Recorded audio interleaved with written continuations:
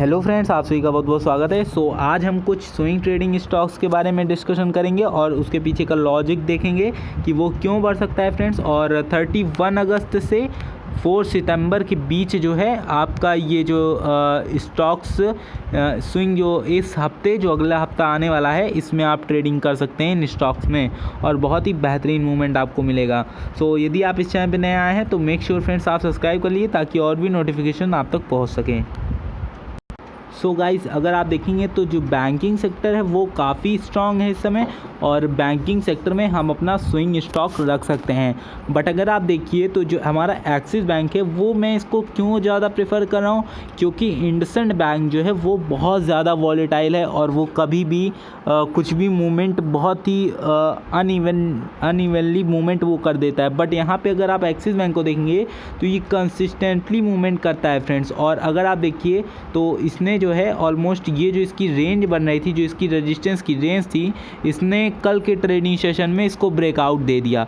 तो ये बहुत ही महत्वपूर्ण रह रहा है फ्रेंड्स। और इसके जो अपर के लेवल्स हैं वो ऑलमोस्ट 600 तक के लेवल्स हैं, जो आपको यहाँ पे गैप क्रिएट होता हुआ दिख रहा होगा। यहाँ पे अगर मैं थोड़ा सा इसको जूम करूँ ये एरिया जो है आपका, ये एरिया बहुत ही अच्छे टारगेट्स के साथ है जो कि 600 समथिंग है। और वहीं अगर आप देखेंगे तो इंडसइंड बैंक ऑलमोस्ट 600 के ऊपर जस्ट ट्रेड कर रहा है, बहुत ही तगड़ा उसमें मूवमेंट आया है। बट एक्सिस बैंक में आप देखेंगे तो बहुत ज़्यादा मूवमेंट नहीं आया है। बट यहाँ पे एक चीज़ और है कि आपको ये जो लास्ट जो देख रहे हैं, ये जो लगातार बाइंग पोजीशन यहाँ बनी है, ये क्या ये जेन्युइन बाइंग हो रही है? अगर आप देखें तो ये ऑलमोस्ट कब से स्टार्ट किया अपना बढ़ने का एरिया, 436 से फ्रेंड्स स्टार्ट किया था और ये अभी करेंटली ट्रेड कर रहा है 509 पे। गाइज, इसको हल्का सा इसको मूवमेंट नीचे की तरफ लाना पड़ेगा और अपना जो ये रेजिस्टेंस पॉइंट यहाँ पे क्रिएट किया है एक बार इसको टच करना पड़ेगा, तभी ये फर्दर मूवमेंट करेगा। तो बेसिकली अभी के लिए आप इसको जो बाइंग की पोजीशन है वो आप इसमें रख सकते हैं। ऑलमोस्ट 485 के समथिंग इसकी बाइंग पोजीशन फ्रेंड्स आप रख सकते हैं। और इसके स्टॉप लॉस में अगर हम बात करें तो उसकी जो प्रीवियस जो कैंडल बनी हुई है ये वाली, उसी का हमारा लो जो है वो रहने वाला है। ऑलमोस्ट आप रख सकते हैं, हाई इसका आप रख सकते हैं ऑलमोस्ट, ये लो हमारा कितना है 477। तो इस कैंडल का आप लो रख सकते हैं जो कि 477 तक का है। तो आप अगर 485 पे अगर आप बाइंग करते हैं सपोज करिए, और आपका एसएल जो रहेगा वो ऑलमोस्ट 477 का रहेगा, और जो आपके टारगेट्स होंगे फ्रेंड्स वो बहुत ही प्रॉफिटेबल टारगेट रहने वाले हैं। आपके टारगेट रहेंगे ये वाली एरिया जो कि समवेयर अराउंड ये वाला एरिया है जो कि आपका 596 के समथिंग है। तो बहुत ही अच्छे मूवमेंट्स आपको एक्सिस बैंक में देखने को मिल सकते हैं आने वाले टाइम पीरियड में। गाइज, अगला स्टॉक जो हम लोग ले रहे हैं वो है महिंद्रा एंड महिंद्रा फाइनेंस का। तो इसमें अगर आप देखेंगे तो इसने ऑलमोस्ट एक दिन जो है गैप डाउन ओपनिंग की और पूरा का पूरा ये गैप आपका जो है, और अगर आप देखेंगे तो इसका लो जो इसने क्रिएट किया था ये समवेयर यहाँ पे था जो कि 125 के समथिंग था। ये रेड वाला जो आप देख पा रहे हैं तो 125 के समथिंग इसका इसने लो बनाया था। तब से काफ़ी दिनों से कंसोलिडेशन पीरियड में था, कहीं जा नहीं रहा था, साइडवेज में था।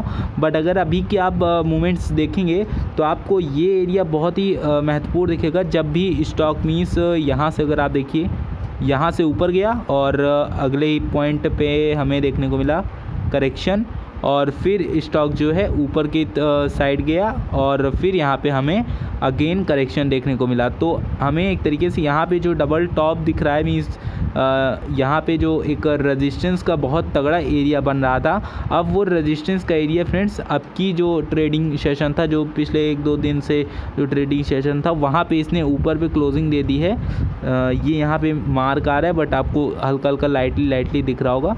इसको साइड कर देता हूँ। तो फ्रेंड्स यहाँ पे अगर आप देखेंगे तो यहाँ पे आपको क्लियर कट ऊपर का साइड दिख रहा है। और यहाँ से अगर मैं थोड़ा सा पीछे जाऊँ और आपको दिखाऊँ कि मई का अगर मैं एरिया आपको दिखाऊँ तो एग्जैक्टली मई पे भी इसने इसी पॉइंट पे सपोर्ट बनाया था।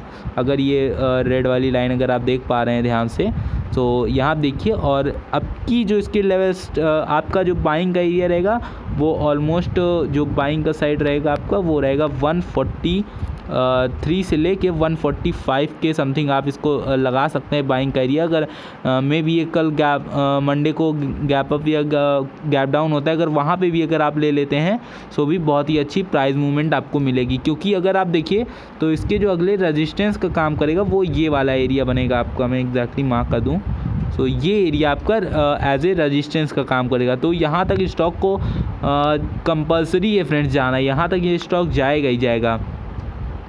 सो ये एरिया हमारा 154 तक का बन रहा है फ्रेंड्स, 154 पे। सो अगर आप 143 समथिंग के अगर एरिया में अगर बाइंग करते हैं तो आप 154 के एरिया में आप इसको सेल आउट करके ईजिली अच्छा खासा प्रॉफिट बना सकते हैं। सो गाइज़ अगला स्टॉक हम लोग ले रहे हैं इंडियन बुल हाउसिंग फाइनेंस का। तो बेसिकली अगर आप देखेंगे तो इसके जो ये जो ऑरेंज वाली लाइन है ये अप्रॉक्सीमेटली अगर मैं दिखाऊं आपको तो 226 तक की ये फ्रेंड्स लाइन है। और 226 अगर आप देखें तो बहुत ही अच्छा रेजिस्टेंस यहाँ पे क्रिएट हुआ है। जब भी स्टॉक इसके नीचे घुसा है तो ये नीचे ही नीचे रहा है, एक बार उठने की कोशिश किया और अगेन यहाँ पे इसको रजिस्ट मिलके ये फिर रेंगने लगा। अब ये अगेन यहाँ पे बाइंग की पोजीशन आई है।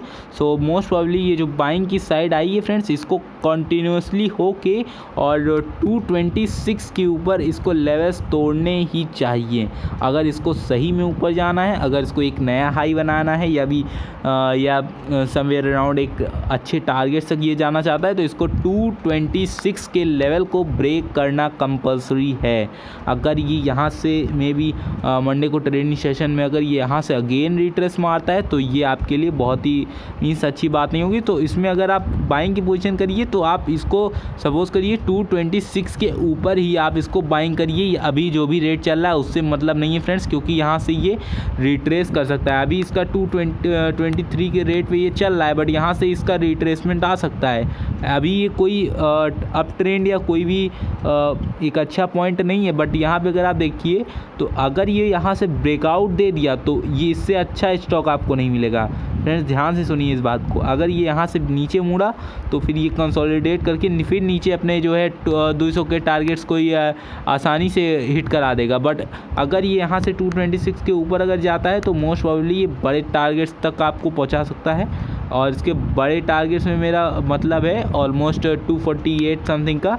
सो अगर आप इसको थोड़ा सा लॉन्ग पीरियड रख दें, अगर अगले हफ्ते तक के रखना हो तो आप इसका टारगेट ले जा सकते हैं 245 समथिंग का ईजिली हिट हो जाएगा, 225 तक का ईजिली हिट हो जाएगा। क्योंकि इसमें जो मोमेंटम आते हैं वो काफ़ी ह्यूज रहते हैं, ऑलमोस्ट 3 से 5% तक का एक दिन में आसानी से आपको मोमेंटम दिख जाता है। सो फ्रेंड्स ये बहुत ही अच्छा स्टॉक है अगर ये 226 के ऊपर क्रॉस करता है। सो गाइज आशा करता हूँ हमारे लेवल्स आपको पसंद आए होंगे और मेक श्योर फ्रेंड्स आप सब्सक्राइब कर लिए ताकि और भी नोटिफिकेशन आप तक पहुँच पाए और मेरा ये मकसद जो आपका मीन्स एक प्रॉफिटेबल ट्रेड कराना है वो कामयाब हो पाए। तो फिर मिलते हैं नेक्स्ट वीडियो में, तब तक के लिए बाय बाय, टेक केयर।